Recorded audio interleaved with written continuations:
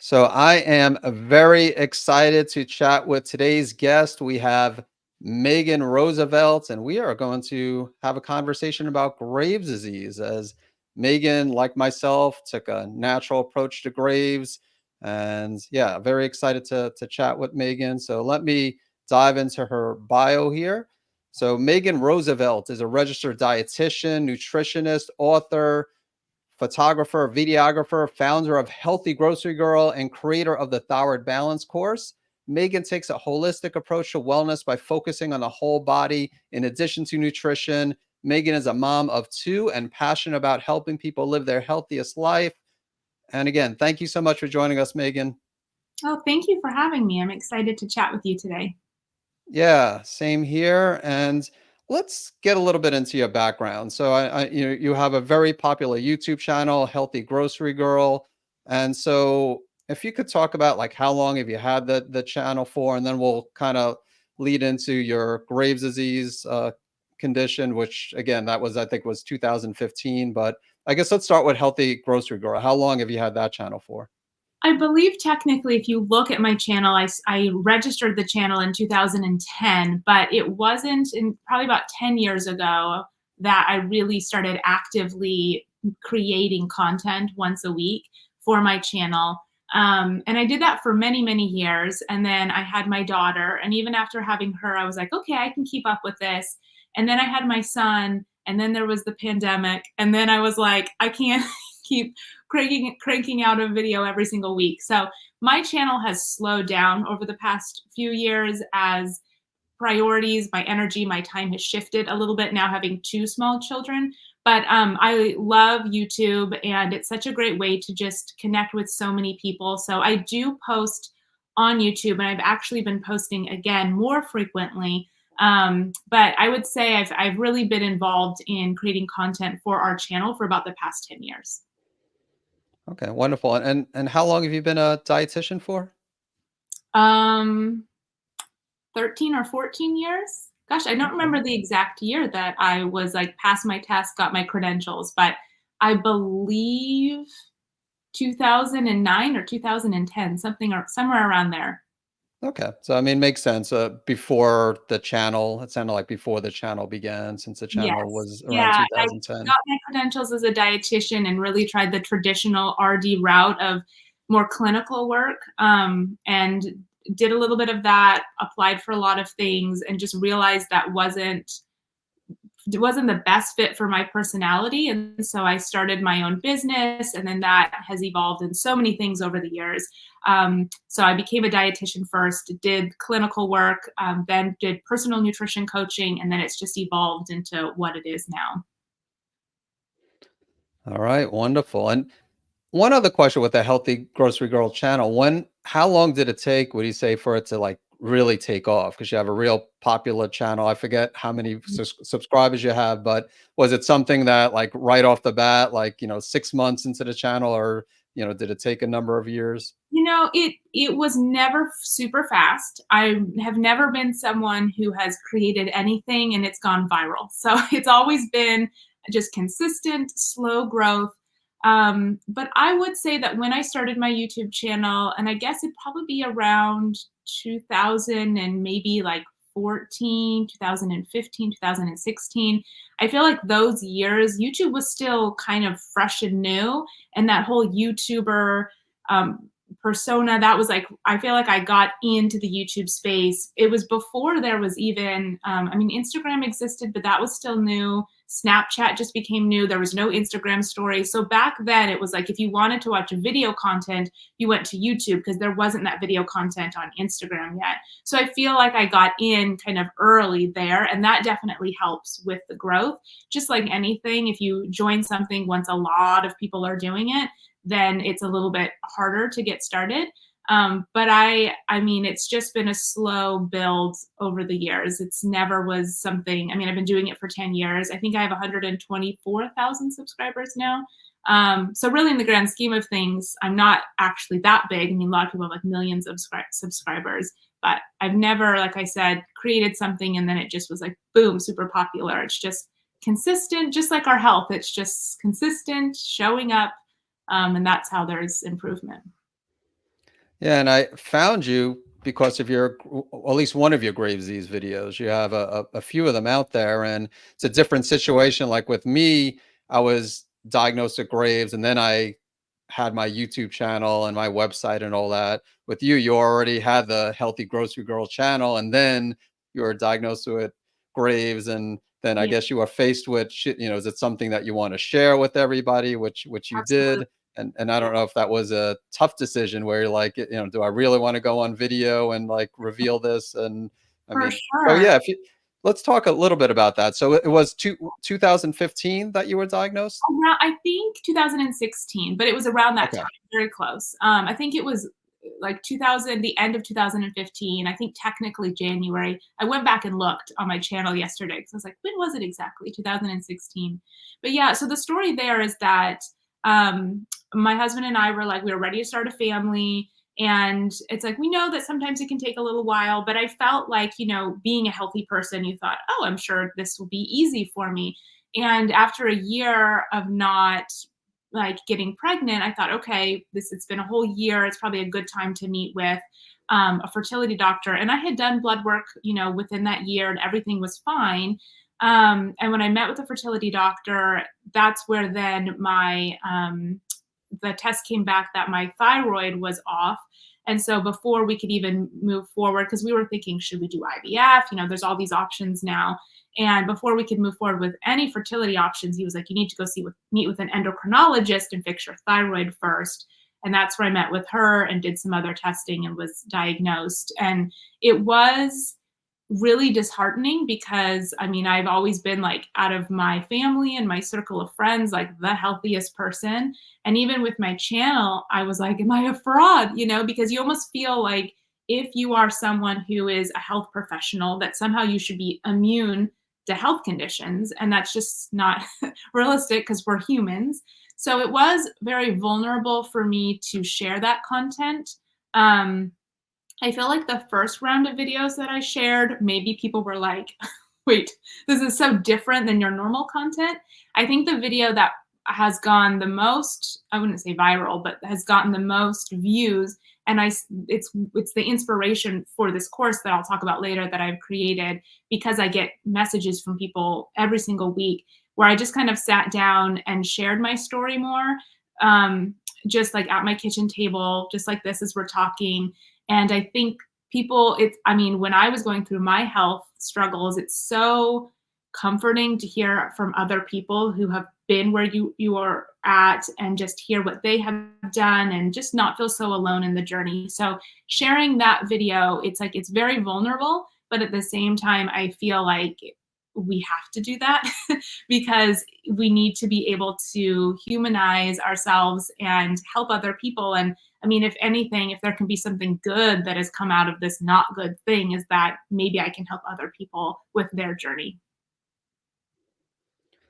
Yeah, I think it was that video that you're referring to that I found, and then later on, I found that there were some others that were done earlier, and I forgot how I found you. I was probably just doing random searching for Graves' disease. Sometimes I just go on there and just see like who else is in the, just yeah, what's out there.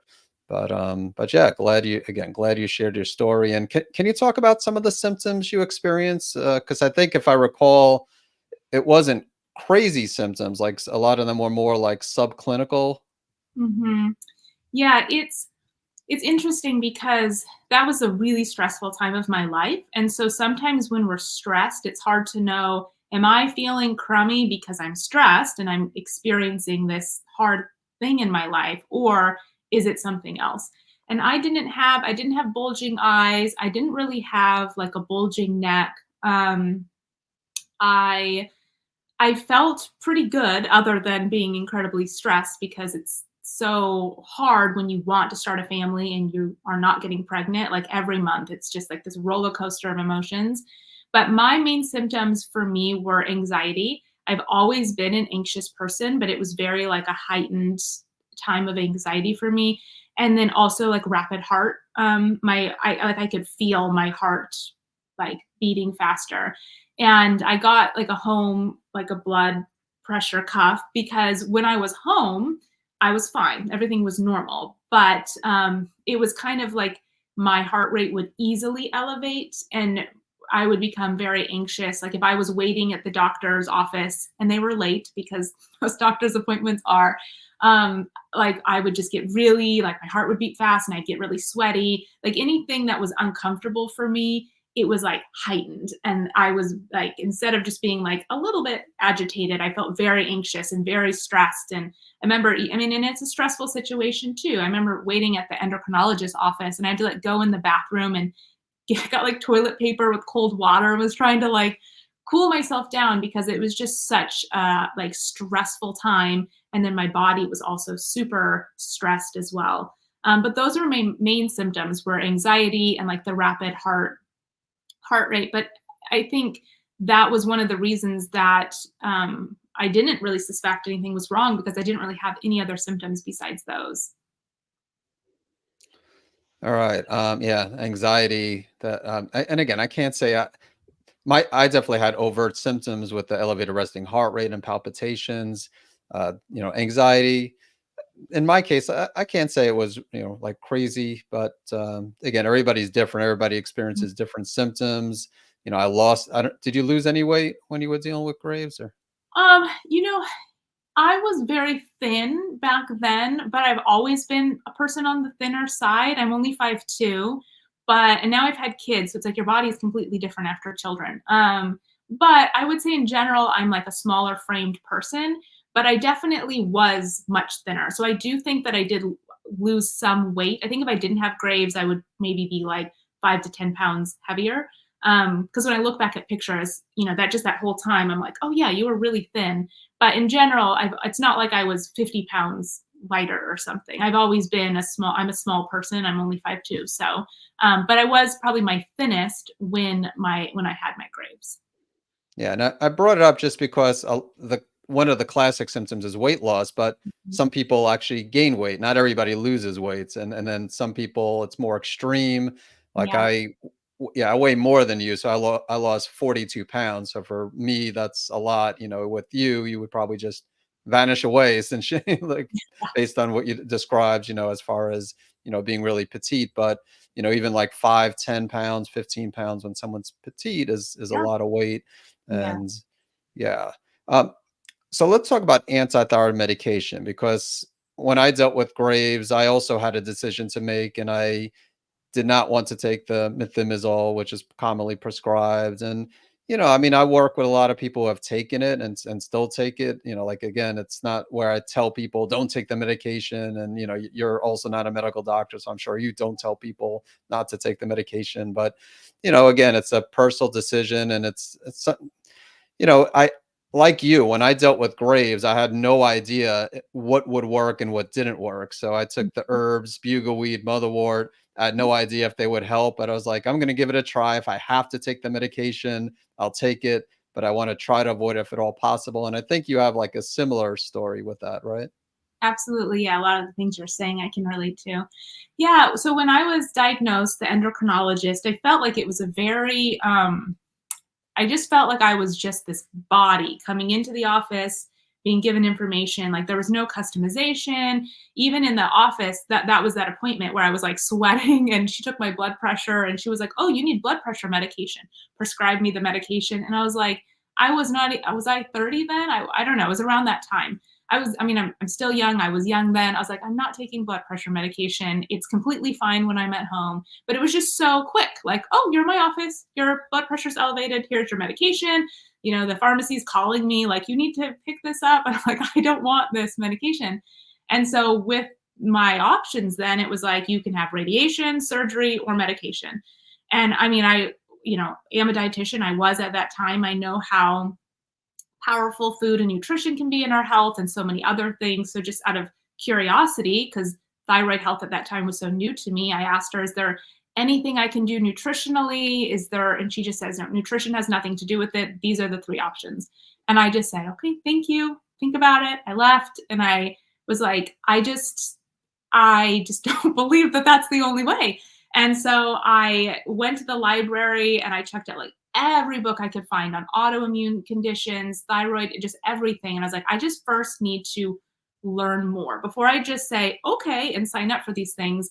Because I didn't feel super awful, I felt like I had a little bit of time, and everybody's going to be different. But I thought, I mean, I at least have a couple weeks here before I can make a decision. So I was like, let me just take a moment to just learn what's out there. And so I just like read and read and read and read. And all these like light bulbs started going off and connections of things. And I was like, I think I want to meet with a naturopath and just want to talk about this more.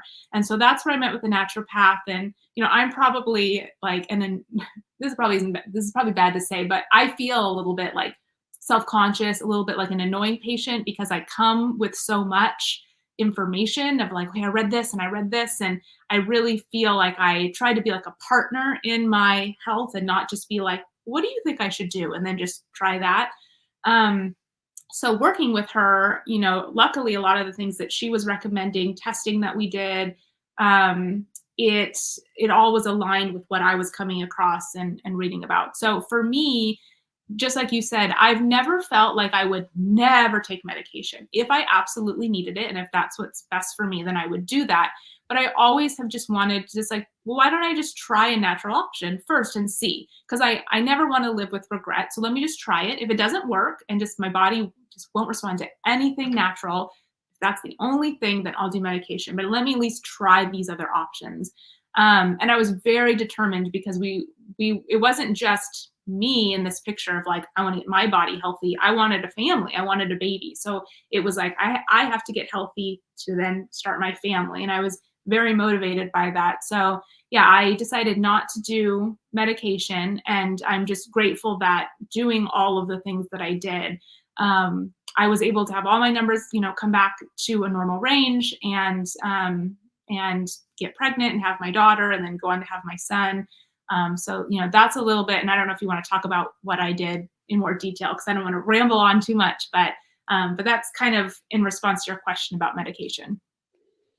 Yeah, well, we'll definitely talk more about what you did. I do want to say it's very common for endocrinologists to have that response when someone asks about diet and lifestyle, saying, no, diet's not going to help. There's really nothing natural that could help, nothing that you could do. It's pretty much the options you mentioned, the medication, the surgery, or radioactive iodine. So I'm Mhm. glad, based on your background, that you decided not to do any of those things, especially the radioactive iodine and the thyroid surgery.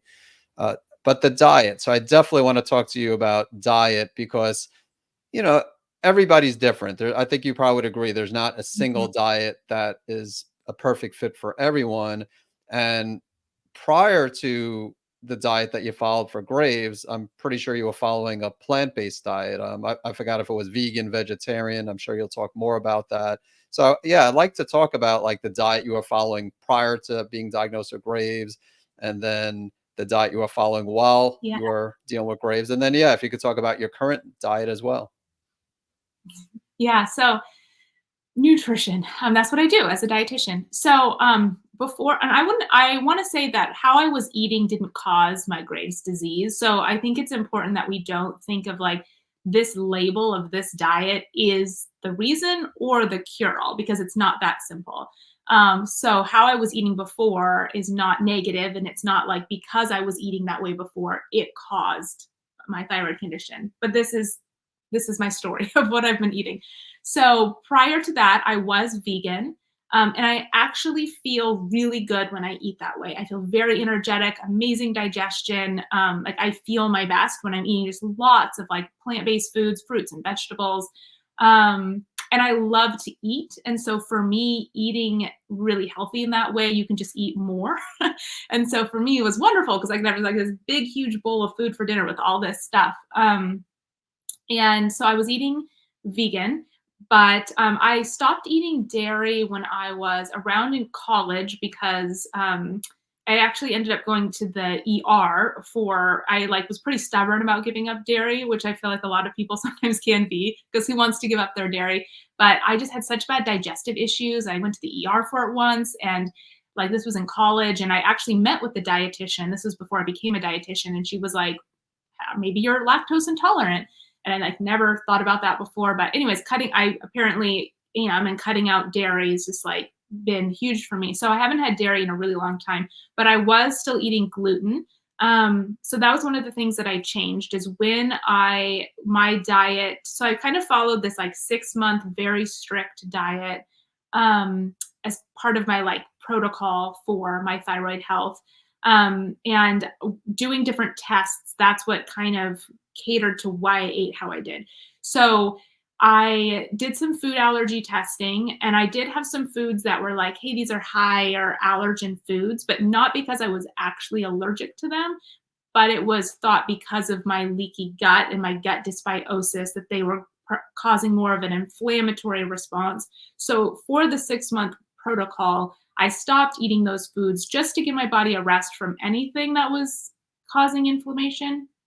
But what was interesting is pretty much all the foods on that list that were causing like that were like in the red for being an allergen. I was like, this is literally my grocery shopping list. This is like the main foods I eat every day. So that was really tricky to be like, don't eat almonds and what were other things on there? I can't remember all of them, but I think garlic and a lot of really like basic peanut butter, a lot of basic. I was like, I eat peanut butter every day.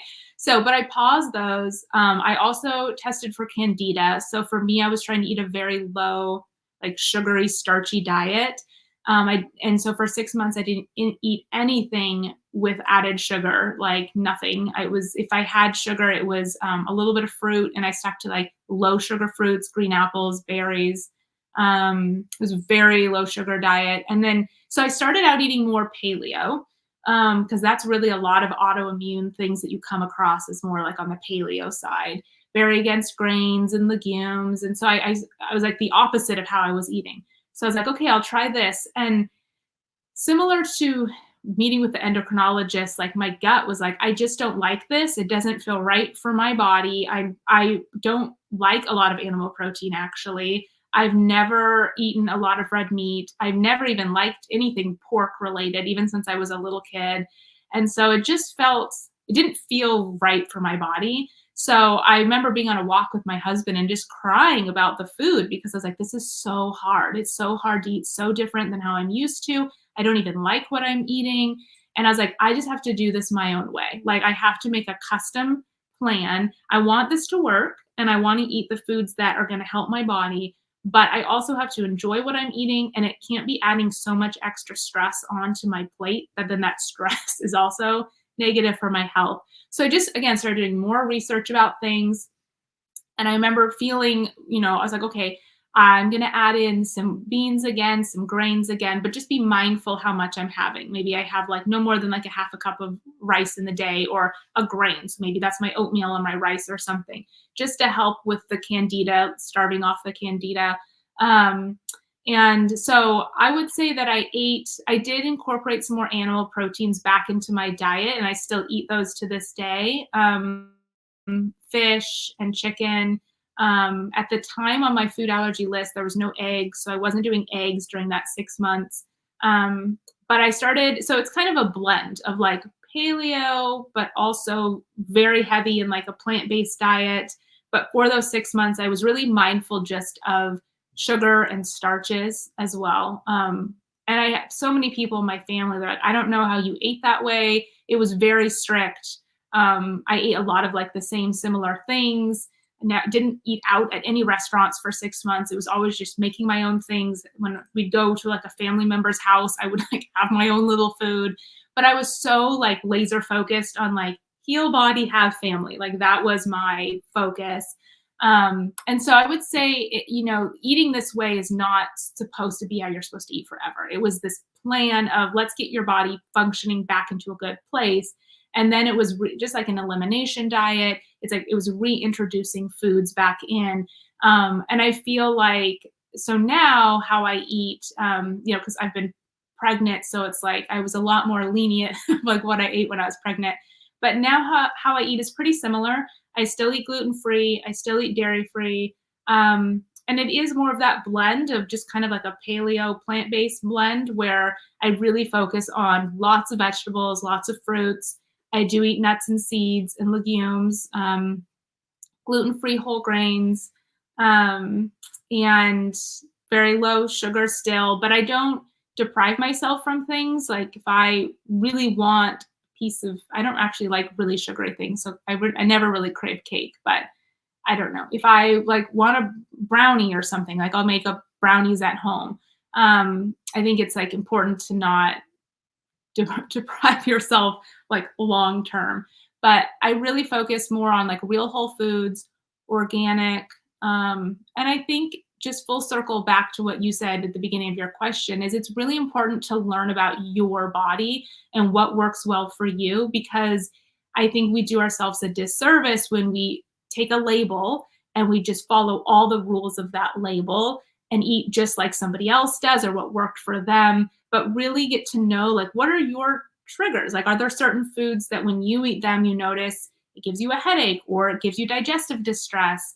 Or maybe you don't have to eat completely paleo and avoid these certain things because maybe that's not what's best for your body. So I think this journey of my nutrition personally has really been learning about like kind of letting go of labels and making a unique custom diet that really has helped my body, not only with my health, but like it helps me be healthy. It is foods that I enjoy, and it's also like maintainable and sustainable. It doesn't feel like I'm on this strict diet. All right. Well, thank you for sharing that. So, yeah, I mean, it sounded like so you are on a real strict paleo, really closer to like autoimmune paleo, because you said you weren't eating eggs, and obviously initially no grains, no legumes, Mhm. and I don't. Did you also avoid? Did they tell you to avoid nightshades initially, or um, Possibly, I don't remember that, okay? but I may have. Yeah, it was very strict. I felt like I had a very small list of what I could eat at first. Yeah. Okay. And then you kind of made a transition, just listening to your body into Mhm. kind of a modified paleo where you're having some grains, some legumes. And it sounds like you're following similar today. And again, still mostly plant-based. So you're eating some meat, but still predominantly plant-based. And that's I mean, that's what I recommend for most people too. Like it's when people think about paleo, I think they think of like if you're familiar with carnivore diet, it's like just like pretty much mostly meat, or obviously carnivore diet is all like animal-based protein, but the approach I take is typically more plant-based and also, getting enough protein and eating meats and but but yeah, not just like loading up and just focusing on meat and very little vegetables and fruits. So sounds like you're, incorporating some of that so you're no longer vegan, but you're still predominantly plant-based. And I again feel really good when I eat a lot of plant-based foods. So Mhm. we try to have, I'll make meals. Like I really like making soups. So if I've been making, if last week's soup was like a lot of vegetables and chicken in it, then the next week I'll be like, I'll do a bean and veggie soup to kind of, mix up my lunches. And so we'll have some nights where our dinners are completely plant-based, but then some nights we'll do like salmon and sweet potatoes and asparagus. We really like salmon. We'll do things with chicken. So I do incorporate, beans and gluten-free grains, but I really try to focus on because I think that's one area that everybody lacks in is just more vegetables. Vegetables, vegetables, vegetables. And so it's always like, okay, here's the protein, but like, how can we add it? What are the vegetables? What are going to be, we try to have at least like, of course, one, but ideally two different vegetables at dinner. In my smoothies, just like the more veggies you can add in the day, the better. Okay, cool. I didn't know you're a smoothie person as well, so you drink your smoothies too. Every day. I sometimes I'm like, I should mix this up, but I just love them. I drink a smoothie for breakfast. I've have been for like a decade straight. Yeah, I do too, and like you, I just load it with with vegetables. So yeah, Yeah. that's amazing. At first, I didn't because at first I didn't like long time ago. I didn't like vegetables, so it was more like fruit based smoothies, and then I would just add some lettuce and make it mild. So it did take time before I added as many vegetables as I currently do. But Oh, yeah, yeah. now I definitely enjoy them. So oh, actually, one more quick question with the diet. Uh, I'm just curious, like with the legumes, beans, do you prepare them a special way? Do you like soak them, or do you use like a a pressure cooker for them? Yeah, we really like our instant pot. I use that a lot for cooking because it's so fast. So I use that almost every like all my soups. I make it in the instant pot. I kind of go back and forth because I am a mom of two small children and run our business. So sometimes, like the ideal situation is I would buy my beans and soak them and cook them. And when I'm feeling like I have the energy and the time for that, I do that. I also will get beans. We often shop at like Whole Foods, so I'll get the Tetra Pak pack of beans, and I just rinse them really well, and then those get cooked really well in the Instant Pot. My kids love beans. Like we eat so many beans in my family, or a huge bean family. But it's great. The kids will just literally for lunch just sometimes want like beans with like salad dressing on it, and they just like eat it. We go through so many black beans, but they're so good for you. So, but yeah, those are kind of some of the ways that we prepare beans. And for anyone, I feel like that had, I will say too, I do notice that like certain beans cause my stomach to feel a little bit more like gaseous, and so I feel like it's not that all beans, like it's important to know like what beans work well for you too, and also how they're prepared, if they're cooked or if you're just putting them more just kind of like, obviously you wouldn't eat them raw, but the more you cook them, like the easier they are to digest. But different beans too can impact people's digestion differently. And also if you're not used to beans, kind of the motto of like introduce them like slow and then grow from there. So it's like, we can eat, like my kids could eat like a cup of beans easily and have no issues with it. But if you're not used to that, if you don't eat beans at all, and suddenly you're adding 2 cups of beans to your day, that may cause issues for you. But you could start with adding like a couple tablespoons of beans to a salad or into your soup or something, because our body can adjust to the fiber. But it's also good to just be mindful. I'm like, okay, I know that when I eat a lot of these beans, sometimes my stomach doesn't like those as much, but I have no issues with these beans. So again, it's really, I think one of the best things we can do is just be so aware of what works well for our own body. Well said. Thanks again for sharing that. And so let's talk a little bit more about the testing. You said you did the candida testing, food sensitivity testing. I also heard you say, not here, but on your video, that you did heavy metal testing as well. And then, of course, blood testing. You had, if I recall, not only the antibodies for Graves, but also the antibodies for Hashimoto's, correct? Yeah. Yes, Okay. did all of that. I did a lot of testing, so huge like blood work panel testing. We did the heavy metal testing. That I did not do the hair analysis. I did, it was like a urine based heavy metal test, and then I did a chelation therapy. It was like these capsules that I took. I forget the duration. It was quite a few weeks, but that's how I did the chelation of the heavy metals. I had two that were a little bit on the high side that were kind of odd.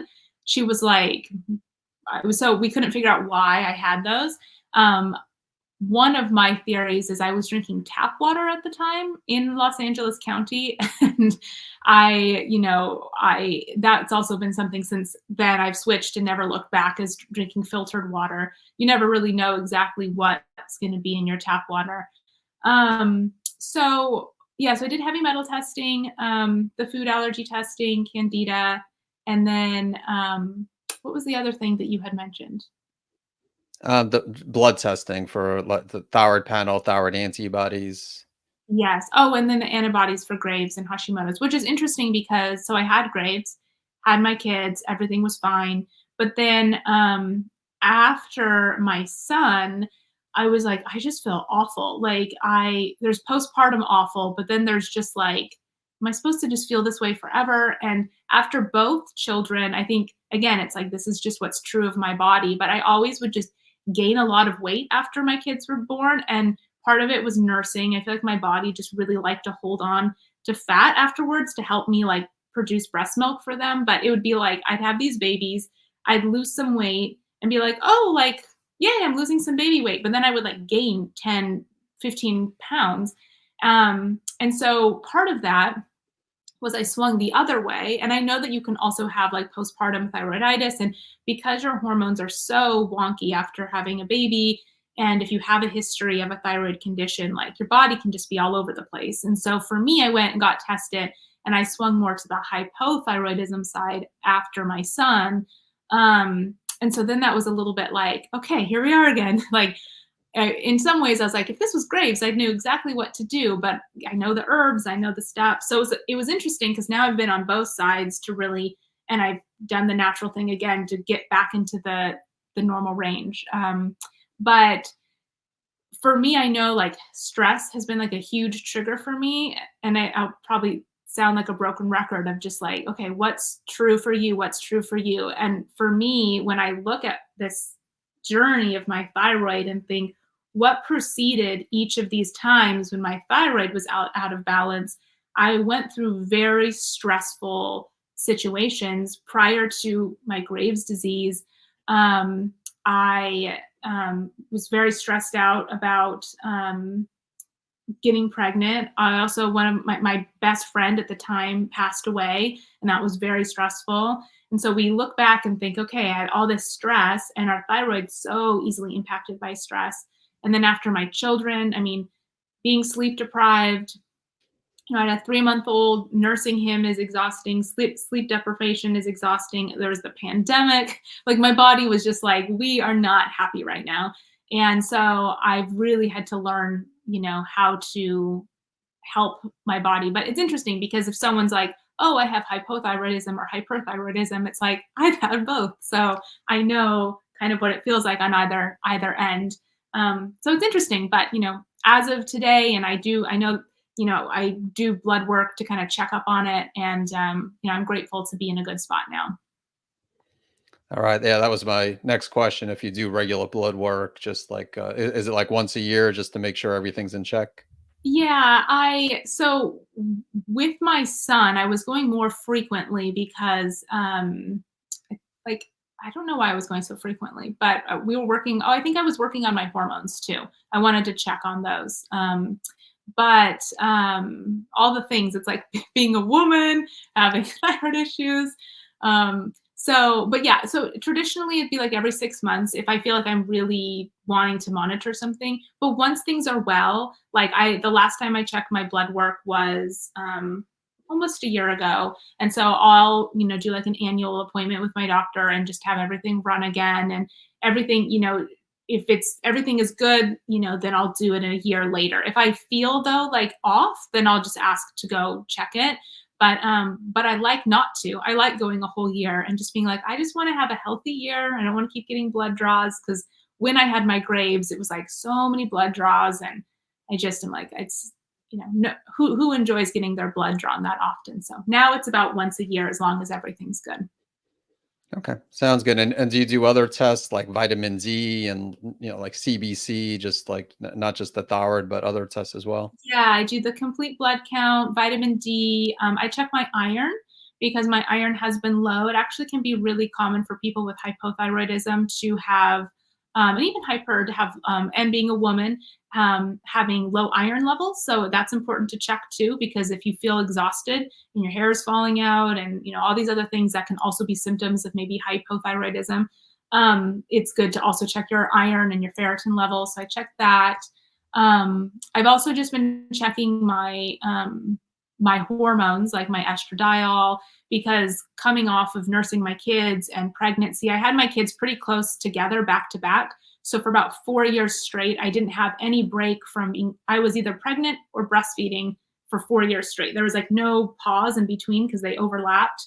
I got pregnant with my son while I was still breastfeeding my daughter and breastfed her through my first trimester. So my body just had like 4 years and then, or even more than that, anyways, of just like not being in a place where I could just focus on myself and heal. It was like my body is for my children. So it took me a while. I think it took me at least like 2 to 3 years after my son was born to feel like, oh, I feel like really good again. I feel healthy. I'm sleeping better. My anxiety is better. My hormones are better. So that's something else that I was kind of keeping an eye on. But vitamin D as well. I think those are the main ones. But I do check other things because they also can impact thyroid health. Yeah. Okay. How about supplements? So besides the herbs to manage your symptoms, do you remember some of the other supplements you took? And then are you still taking some of those same supplements? Yes. So when I had Graves, I did a tincture combination of the bugleweed or bugleweed, motherwort, lemon balm. And that I really liked. Sometimes you take things and you don't really notice a difference right away. You're like, I hope this is doing something. But that I really noticed a difference with just like my anxiety, because the lemon balm is so good for your nervous system and like calming you down. So I did that with the Graves. And what else did I take? I took a higher dose of vitamin D, which is also why I was doing blood work so frequently, just to monitor that. And I think we're checking my liver levels and everything to make sure things were good there.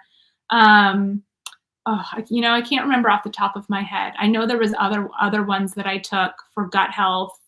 Maybe L-glutamine was possibly one. Now what I take, Probiotics? what's that? Probi Did you take a probiotic? I'm sure I did. It's funny because it's like it was so long ago and it wasn't like the most joyous time of my life. So there's certain elements of it that my brain does not want to hold on to. Um, I know there is a video on my YouTube channel where I sit down with my little basket of everything I'm taking and go through it. So if anyone's interested in all the exact things, there is a video of that. Now I take a multivitamin. I take vitamin D. Um, I also do, what else do I do? I do a fish oil supplement, and I'm really big into, although there's no technically scientific research to support seed cycling for women's like cycles and hormonal health, I notice a difference with it. And I also do that with my fish oil. So I do fish oil the first 2 weeks of the month, and then I do evening primrose oil the second 2 weeks of the month, because the evening primrose oil is really beneficial for women in their menstrual cycle, but also just talking about all the things, even if it's not directly thyroid related, can also be, if women have like sore breasts before their period, that can also be really beneficial for that, the EPO. So I do that. And then I've also gotten really into just other like calming herbs. I feel like while I'm not like a credentialed or qualified herbalist, I am in my heart. And I drink, like right now, I'm drinking lemon balm tea. I love holy basil or tulsi. I have a tincture that has actually a combination of ashwagandha, rhodiola, and tulsi or holy basil, which is all just really good for calming your nervous system. So I do those.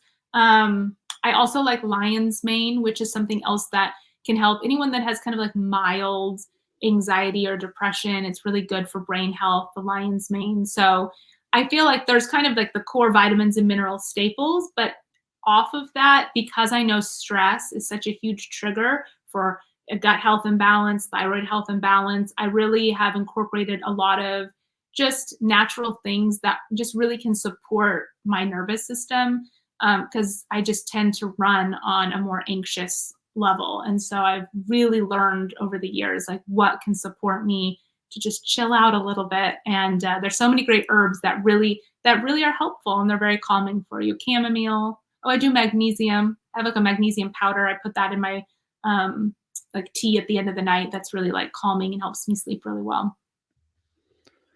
All right. Well, wonderful. Before you talk about your course, I have two more quick questions. So, one question is there anything that I should have asked you that I didn't ask you? And then, the second question, if you had to do it all over again, is there anything that you would do differently? Good questions. This has gone by fast. I'm like, oh, it's already time to say goodbye. The one question maybe that you didn't ask that would be good to just I'll briefly talk about it, is that it's not all about the food. So I think sometimes we can put a lot of pressure on ourselves to eat so perfectly and eat all the right things. And that alone is like the thing we need to work on when our health is so holistic. And so it's really important, like that food is important, but it's one piece of the pie, it's one piece of the puzzle. And so thinking about our personal products, what we use, from deodorant, shampoo, conditioner, if you're a woman, makeup, hairspray, all sorts of things, those, if they're filled with a lot of chemicals, parabens, fragrance, endocrine disruptors, those things can all impact your health. So slowly, because it can be overwhelming, making the swap to just more natural, better for you products. What we cook with, preferably over a nonstick pan or a Teflon pan, something like cast iron or stainless steel or glass, switching away from so much plastics. So if you drink out of a plastic water bottle, switch to a stainless steel or a glass. If you put your food storage, you have your hot food and you stick it in these plastic Tupperwares, switch to glass food storage. So there's a lot that we use in our everyday life that sometimes we don't think about, like, oh, could this be impacting my health? So there's the products we use. Filtered water versus tap water can be really beneficial because the fluoride and the chlorine in non-filtered water can have a negative impact on our thyroid health. So filtered water is good. And then I think, again, one of the hugest is a word, one of the biggest areas that for me that I find has been so impactful is also just like the mental, emotional, and spiritual side of our health, because we tend to want to have all these things to do, checklists, rules, and we think if I just eat these foods perfectly and if I just buy the right products and the right supplements, then it's going to fix me. But if we have a lot of emotional distress or unhealed trauma, or if we're just constantly stressed and anxious, like that, there's a whole like truth to the mind, the brain and the gut connection and how stress can impact our gut health. So that has been something I've had to really work on. And probably, I know food is so important, but it's been so profound to see how much it's benefited me. Like I have seen over the past few years, like I feel like a different person than I was years ago from my stress response, because we can't always control stress, right? It's not like we can just avoid or eliminate stress, but we can help our body have a better response to the stress. So when there's stressors, do I have systems in place so that I can help my body calm down from that? So I can learn to meditate, I can go on a walk, I can make myself a cup of lemon balm tea or chamomile tea. What tools do I have to help me reduce my stress, but also things that can just help us to have more resiliency and a better response to stress. I know I'm a person of faith, so I know that my relationship with God and really going into that more and making time for that has been really beneficial for me, to just not feel so like alone in my health journey and feel like it's like, okay, it's not all on me to fix this. That has been huge. And then meditation has also been really powerful for me. I meditate every day, and it's learning breath work and learning how to just like chill out and take a pause and how to breathe. And if you're feeling like your mind is racing, you're worried about things, um, being able to help your body calm down and move into more of that parasympathetic nervous state. So we're not always in like fight or flight. Because if you have a health condition, it's stressful and it's overwhelming. And if you're working on it, it can be chronic stress. You're worried about your health every single day. So learning ways that we can daily, like what are my things, my non-negotiables every day that I do to help my body not be so stressed, help my emotional health, my mental health. So it really is holistically like this whole picture of all the things that we do, and nothing is too small. Like we may think, oh, going on a little walk, or switching my deodorant to a better one that doesn't have aluminum in it, or it's not an antiperspirant, drinking a herbal teas, is that really going to make that big of a difference? But it is, because every little thing we do all together is going to support our health. And I think it takes pressure off of us feeling like the diet alone, like if I just eat these perfect foods, it's going to fix everything. It's not just one thing, it's your whole health. And our thyroid journey too, it's not like, oh, I just do these things for a couple months and then I'm fixed and then I go back over here. It's like a whole lifestyle shift, especially if you're someone who really wants to go a natural route. I think of all the things that I'm doing every day are my medicine. Again, I would take medicine if I really needed to, but for me, the way I eat, how I support my emotional, mental, physical health, these are all my things, my time in nature. They're all medicine for me that's helping my body be in a good place. So I think we can, as a reminder to people to look at like the whole picture. I agree with pretty much everything you said, and I mean, stress was huge when I dealt with Graves, and for a lot of people, it's big. So it's great that you mentioned the importance of like mind body medicine. How you do meditation every day, but really, I'm so glad that you mentioned that there's more than just diet. Because I mean, I say that all the time, that just diet is a piece of the puzzle. It's important, but just it's as you said, a piece of the puzzle. But it's one thing for me to say it, but then also having other people say it, especially a dietitian, that's what you focus on. You focus on food, yet you're saying that it's important, but there's more to diet. And so thank you for sharing that. And yeah, I and think and you had one oh, go ahead. oh no, that's okay. What were you going to say, Megan? I think you had one other question, but I probably talked too long and I forgot. What the other question? Yeah, I was actually going to just ask if you had to do it all over again, your Graves' Yeah. disease journey, if there's anything you would do differently. Obviously, you had a great outcome, so maybe you would do exactly everything the same. I really can't think of anything I would do differently. I think, we do our best, right? We all do our best, and that's all you can do every day. I know in the past, I just did the best I could. Sometimes I wonder, oh, should I have tried this or tried that? I think we get worried always about making the perfect right choice with everything. And a lot of health is just kind of, even working with a health professional, there's educated guesses of like what's going to work well for your body. So I think knowing that it is a journey, and I've been on a journey, and I just try the best I can. So I don't think I would change anything. I am very grateful though that the things that I have implemented that I saw improvement for sure. Yeah, and I agree. I mean, with Graves, I could look back and say, if I would have done this differently, maybe I would have gotten better sooner or whatever. But it's all part of the journey and just helping others also. Your experience helping others, my experience helping others. So definitely agree. And let's go ahead and talk more about your thyroid balance course and anything else you'd like to talk about. But so yeah, what could people expect with the course? Yes, I'm very excited about the course. The inspiration for this course really came because of that video that I shared on YouTube, where I just kind of sat down, shared my story, and I just received so many people being like, "What do I do? I need help. What do I do?" And it's like, I can't help you in Instagram DMs. Like, I can't, there's so much, I can't just be like, "Oh, all you have to do is this one thing, and that's the fix." And so I felt like I was like, I have so much information.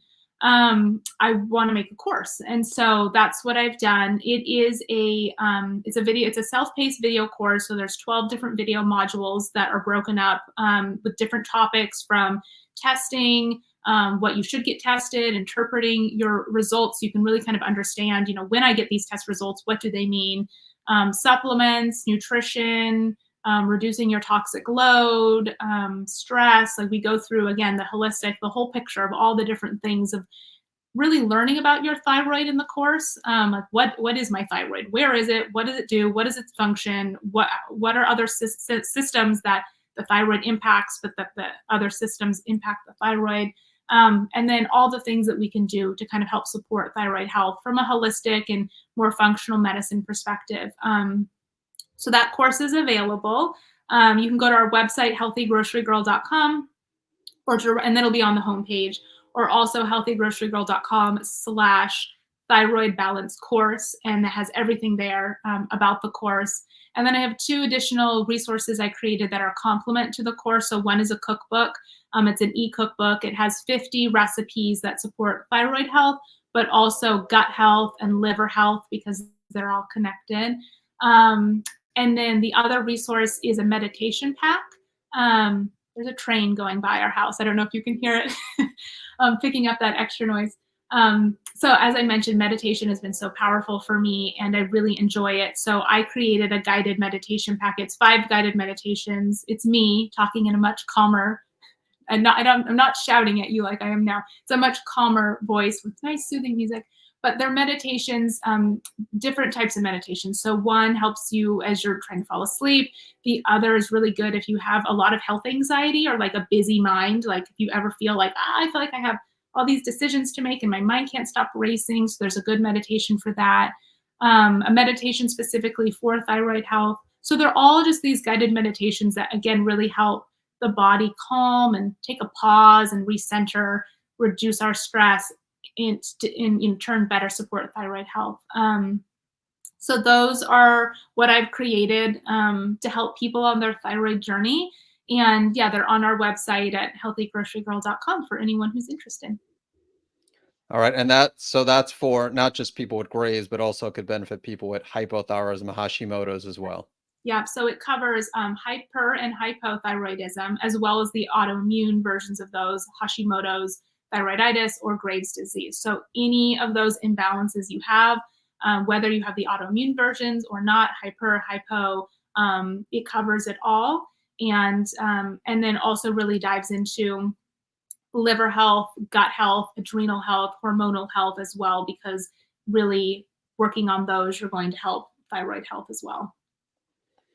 All right, wonderful. I'll make sure to put that link in the show notes and, of course, the link to your YouTube channel as well.